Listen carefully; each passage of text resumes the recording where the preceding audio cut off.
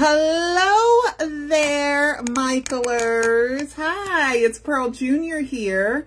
I know I haven't been on in a while. I've been busy, of course, with my shea butter business. Days all day shea. That's new work and plus that skin. Now, before I get to what I'm going to get to, because I'm going to get to some stuff. Oh my God. This one is, oh my God, British weed. My God, it smells so good and it's so great for your skin, guys. So great for your skin. You know, I show my little skin. I got some on right now. You know, we got some new fragrances. Okay, and then I'm going to do a surprise for Michael's birthday, which is coming up in 6 days. His birthday is. And he will be 65. Let's see. Yeah, 65. Oh my God, Michael. Oh my God, 65. Wow. So a lot has gone on. Okay. Not a lot of different things, but a lot has gone on. The Wade and James situation, Lord have mercy on this. Okay. 10 years ago, early May. Wade Robson was on network television morning show. Oops. And Matt Lauer is now, you know, fired for being too frisky with the ladies. Okay. And he's gone. But anyway, he's interviewing Wade, and I believe it was Matt Lauer.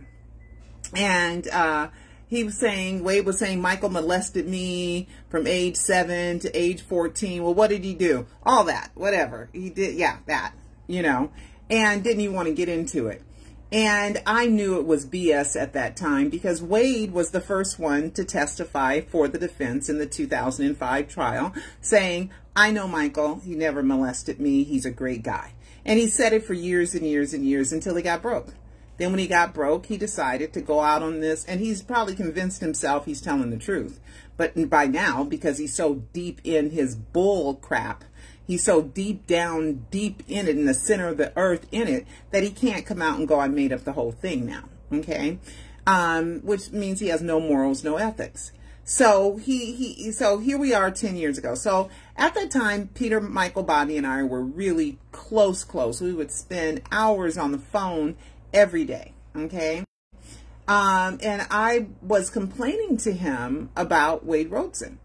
And he said, well, they got to hear the case. And I just never forgot that. You know, never forgot that. And here we are 10 years later, 10 years, 2 dismissals. It went to the appeals court. The appeals court rejected the appeal, sent it back to the lower court. So now there's supposed to be a trial.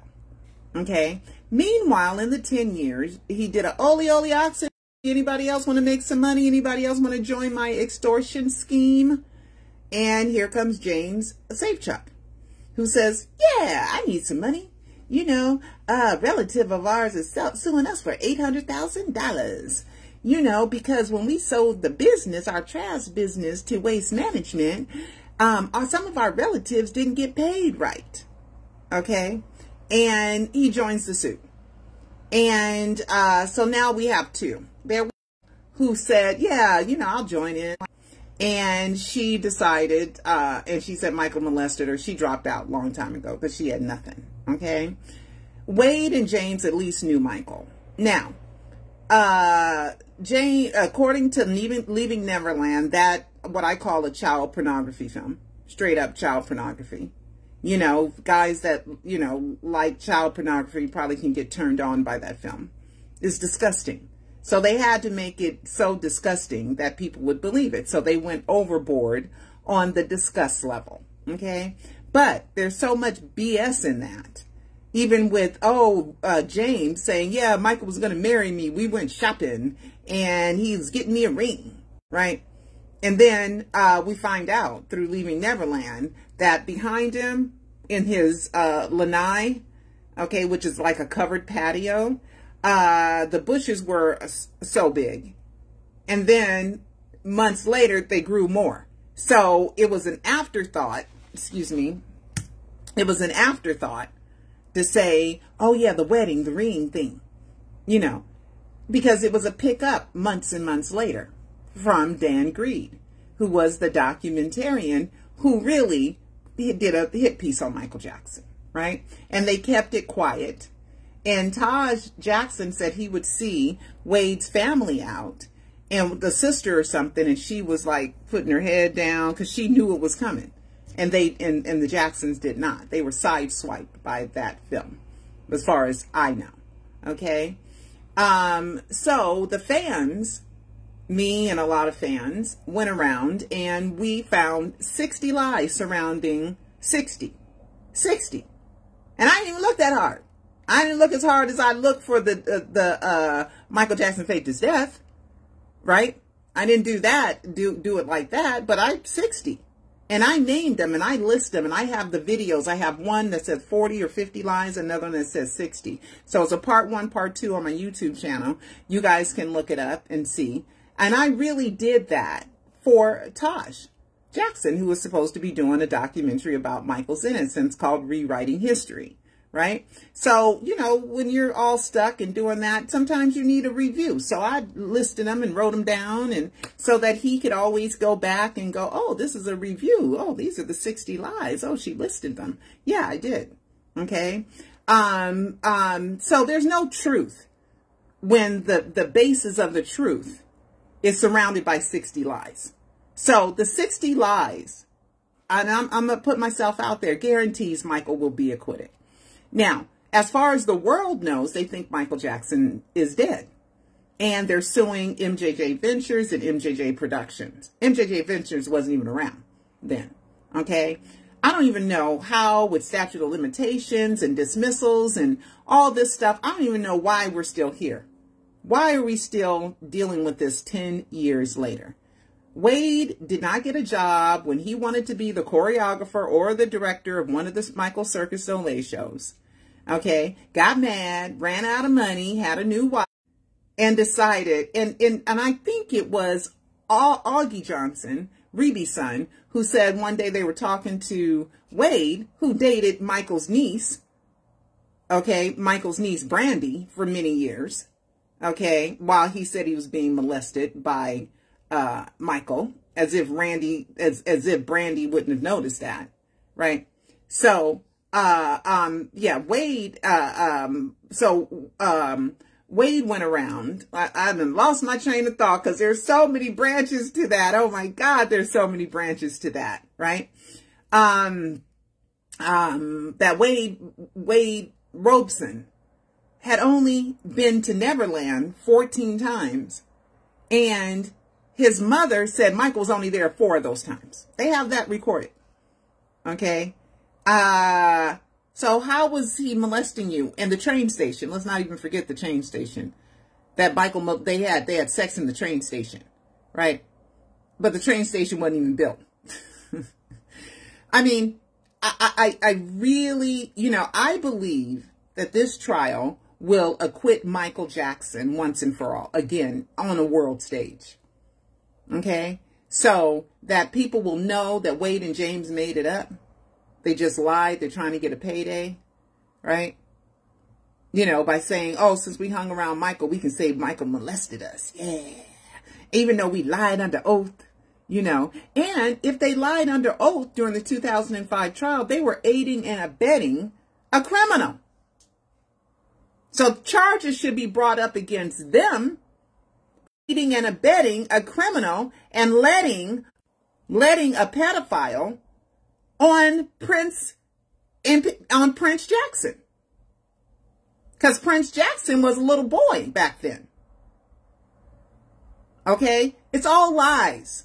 Michael is not a pedophile. Okay? He did not molest Wade or James. They might have wished that he did. And they have these lawyers that are just dogmatic. But I just, that phrase when Peter Michael Bobby said to me, they got to hear the case. And guess what? 10 years later, we're getting ready to hear the case. We are getting ready to hear the case. It's going to trial. Unless somebody settles, which I doubt. Okay, but Michael, you got this. Don't worry. 60 lies. How is the jury going to believe anything, especially when there's no DNA, there's no photographs, there's no, especially after the FBI, CIA, LAPD, Santa Barbara PD, Child and Family Services, gobs of media looking everywhere, trying to find proof that Michael molested kids. He just wanted to hang out and have slumber parties and have the childhood he didn't have. Plus, prepubescent boys are not interested in sex. Right? And Michael's been sexually harassed by grown men, by women, and especially little girls like me, you know. And I'm not saying as a little girl I would be sexual with him. I would have had a crush on him.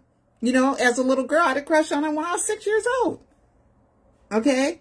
So Michael wanted away from being that type of sex symbol, or that type of harassment, or that type of, he just wanted to have some innocent fun. So he hung around with who he believed was the person who would least want to have sex with him, which were prepubescent boys. Okay, so anyway, last night, CNN carried the story. CNN carried the story. And guess what? I have it here, okay? I have it here. And this is the news story on CNN last night. Continues to have legs today, even with the appellate court? Well, you know, let's go way back to 1993 when he was a little boy. Diane Demon, who has been wrong on everything with Michael Jackson, just cannot give it up. Cannot give it up. And people go to her as if she's the end all, be all, know all about Michael when she has just come up with nothing.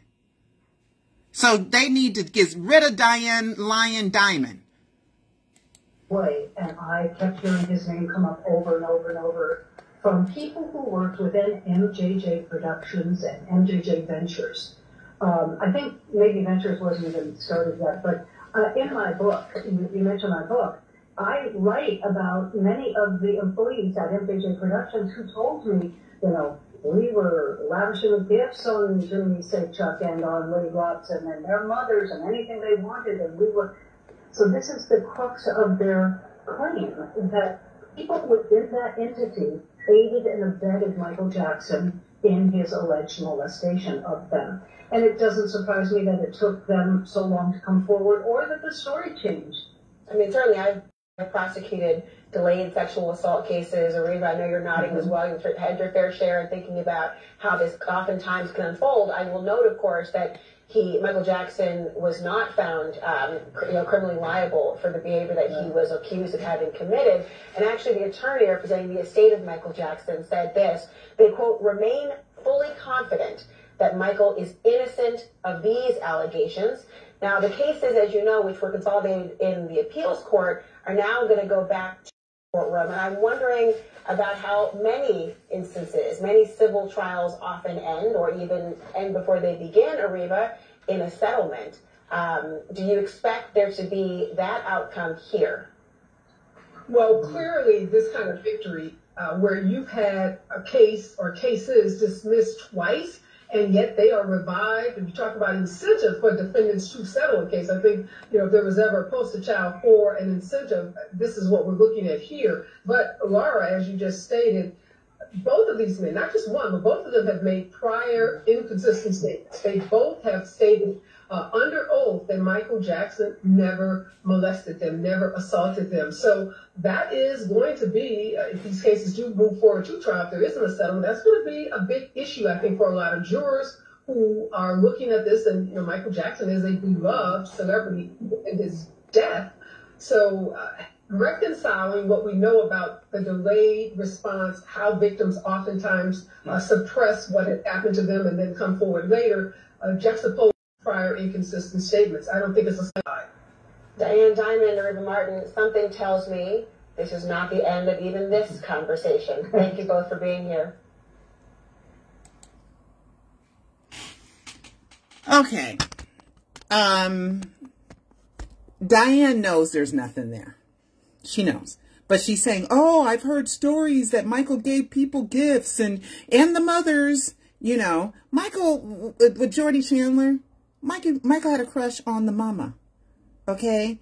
I don't know if he had a crush on James Safechuck's mama, or who was married, and the father loved Michael too, okay?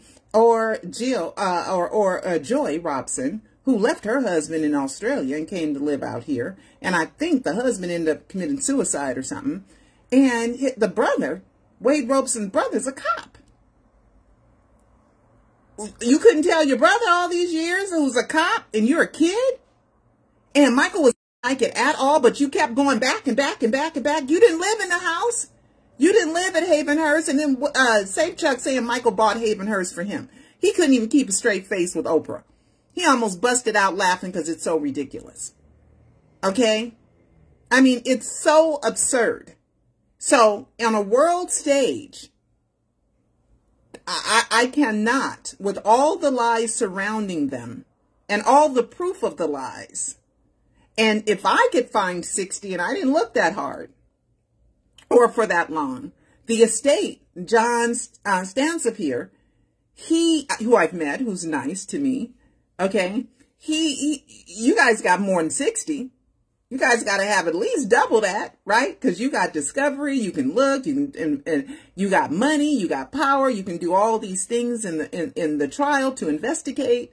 So it's just going to be lie after lie after lie after lie. And then to say that the employees of MJJ Productions and MJJ Ventures could tell Michael what to do when they never saw no molestation themselves. Who have proof that they saw Michael molest a kid and therefore allowed kids to still come into Neverland, giving gifts? Michael gave gifts. Why would Michael pick mamas and daddies? Okay, just like with what are their names? Oh my God, Frank, Cassia. There's a father there. There's two brothers, a sister, a mama, and a daddy. Okay. Michael liked that little scenario because it reminded him of Peter Pan's scenario, two boys and a girl. All right. So I'm just saying it's absurd. It's absurd that Michael has to be swished through the mud so much before he's wringed out and goes through the rinse cycle and comes out clean. Okay. Because I can't imagine it going any other way unless there's incompetent counsel. That's the only way. And John stands up here, for all I know, he's a great lawyer. He's a great lawyer. So he'll be getting there. He'll be getting there. And then he left a statement that I want to read. A statement, okay, by John stands up here. He's the lawyer in this here. Lead counsel for MJJ Productions, Inc. and MJJ Ventures, Inc. Said he and his client were disappointed by the decision. We remain fully confident that Michael is innocent of these allegations, which are contrary to all credible evidence and independent corroboration, and which were only first made years after Michael's fake death, by men motivated solely by money. Stansup here said, we trust that the truth will ultimately prevail with Michael's vindication yet again. Michael Jackson himself said, lies run sprints, but the truth runs marathons. Absolutely. Absolutely. So you guys don't worry. Don't worry. I like that it's going to trial so that Michael can be proven innocent. And I hope it's televised. I hope this one is televised. Because after what they said before in 2005, Michael was embarrassed. Okay, so you didn't want that televised and existing forever. But now with that filth of leaving Neverland, oh yeah. And I'm going to try my best to become credentialed media in that courtroom. Okay, and I don't want anybody interfering with that. Okay, all right.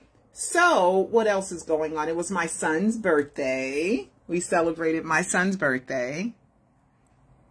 So those are my offsprings. My eldest is Alana, my son Khalil, and her wonderful, wonderful child Ruby, my granddaughter. Just wonderful. I mean, gosh, she's wonderful. Okay, so Then, let's see. I do have a couple of more things, so you guys hold tight. I got a couple of more things. We're working on a live 5. We're working on a live 5. I'm going to call it Michael Jackson's Alive 5. The Facts, Survive, and Thrive. Oh my God. The deeper I dig, the more proof I find that Michael faked his death.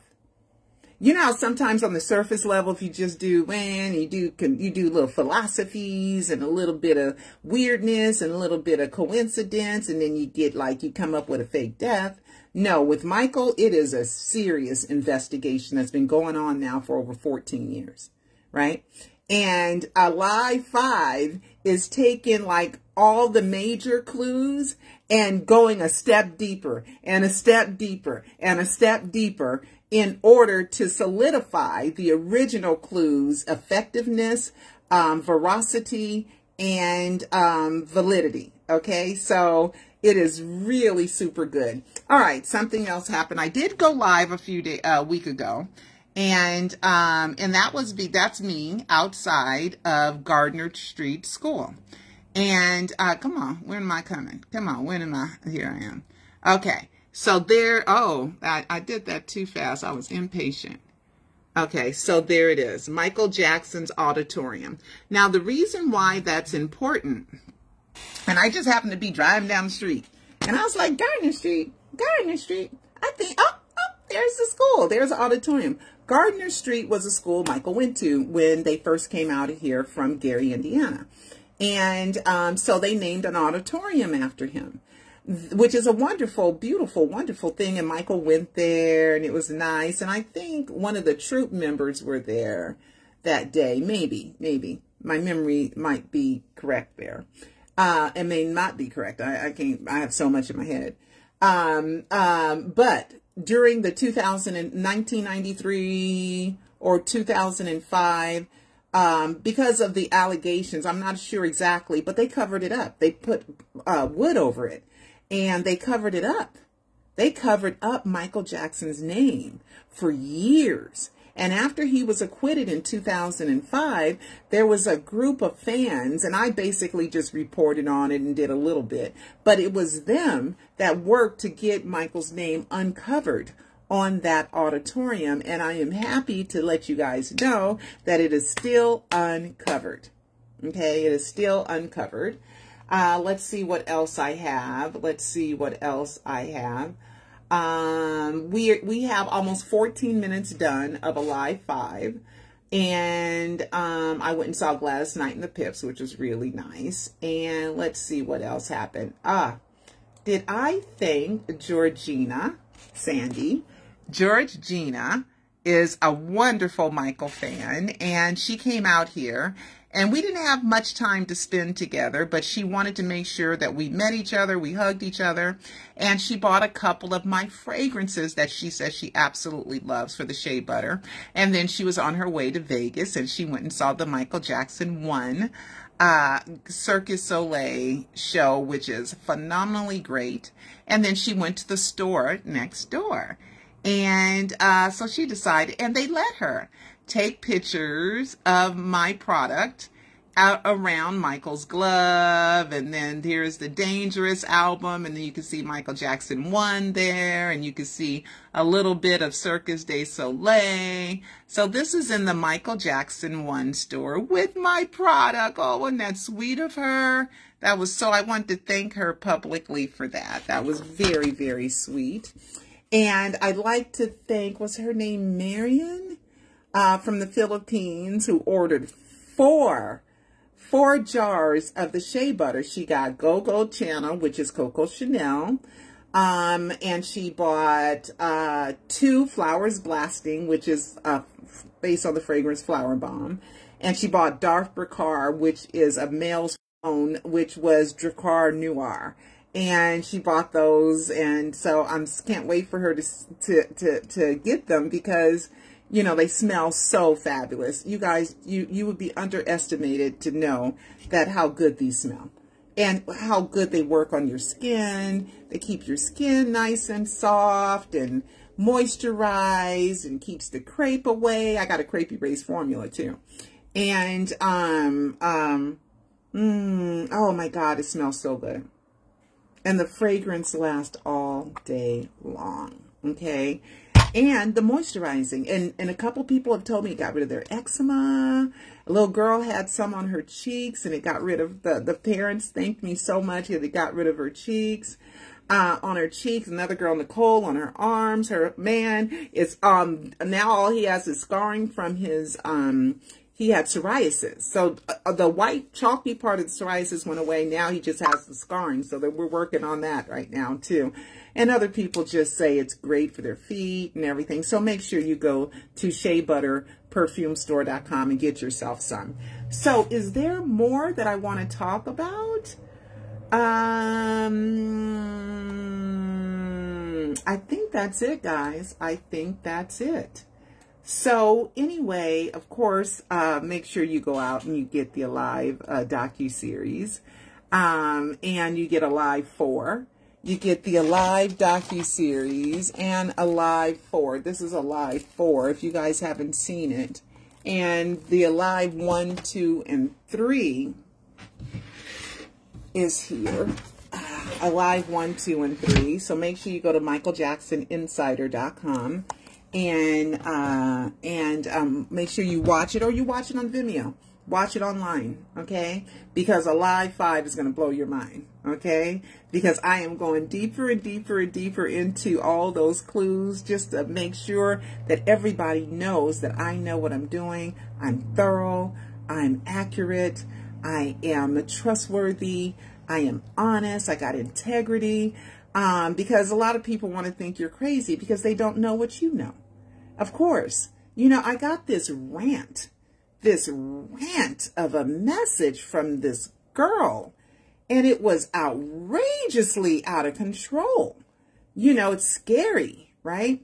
All because I'm saying Michael Jackson faked his death and he's alive. Ooh, you got to be some kind of evil woman to say that, you know, as if, you know, for 14 years, I would just be saying something and not, never having any proof, and have, you know, my stuff rated very highly on Amazon, 4.5 stars.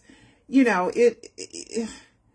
come on. If I got 4 documentaries, if you're a thinking person, you're like, it's got to be something in that. 4 documentaries, 700 YouTube videos, thousands of posts saying Michael faked his death. Yeah, there's a lot to it. And if some people are so busy yelling and screaming and being know-it-alls, they never learn anything because they can't listen and they can't learn. So they just yell and scream based on their ignorance, right? I mean, it was horrible rant. So I had to block this person on all my Facebook pages, and then had the gall to say she wanted to interview me. I would have loved to be interviewed, but I'm not going to be interviewed by a raging maniac where, you know, all your problems that you have in your life, you're going to put them on me, you know, and take them out on me. No, thank you. If you were a reasonable person, you know, and you want to really learn what are the facts that prove that Michael Jackson faked his death, I would be more than happy to be interviewed by you. More than happy to answer all the questions. But I'm not going to go on with someone who's out of control and rage. You know, all because I'm saying Michael's alive. Just because you can't figure out how that's possible, don't mean that it's not possible. Right? Because it is hard. I understand. If you just, there was a child. Parents cried at the memorial. Saw Catherine unhappy. Yeah, Paris didn't cry. Not a tear fell. I saw Catherine with a wet face, but I didn't see any tears fall on her eyes. And so what if she did cry? I've cried a bucket of tears over the pain that Michael has gone through. And I know he faked his death. So you could cry for Michael and him be alive too. Because he, you know, it's sad that he really set out to be the best person he could be. He really set out to really love children, knowing that children grow up to be adults. He really believed in a world without color lines. He really believed in that. Okay. And he believed in it so much that he kind of overcompensated, I believe, for that. Okay. And he just got twisted up in a world that, with manipulators coming and going, just kind of got him a little doing things that he shouldn't have done, you know, and none of it criminal, none of it criminal, none of it criminal. Innocent slumber parties, having fun, playing video games, having the friends he thought he didn't have when he was a kid, reliving his childhood, picking the people that weren't sexually harassing him to hang around with, which were prepubescent boys. Exactly the opposite of what he's accused of. Exactly the opposite. So anyway, guys, this is Pearl Jr. And I will, I thought I was going to go on here and show you guys something. What was it? I don't know. But, because my body was going, you got to go over here. You got to go over here. And then, so now, the reason why I lose it, there's so much in my brain, guys. I'm also working on another secret project as well. And a Live 5. And I run the business. We manufacture and make and sell and distribute the shea butter. So I have so much in my head. Plus, you know, I'm dealing with another situation too that's taking some of my time. You know, so I swear to you, I am so kind of overwhelmed. I got a lot going on. Okay, and I want to keep up with you guys. And, oh yeah, my Michael family got to keep up with you guys too. So, anyway, if I think of what it is that I was going to share, I will do it next time. But anyway, love you guys and see you next time. Bye-bye.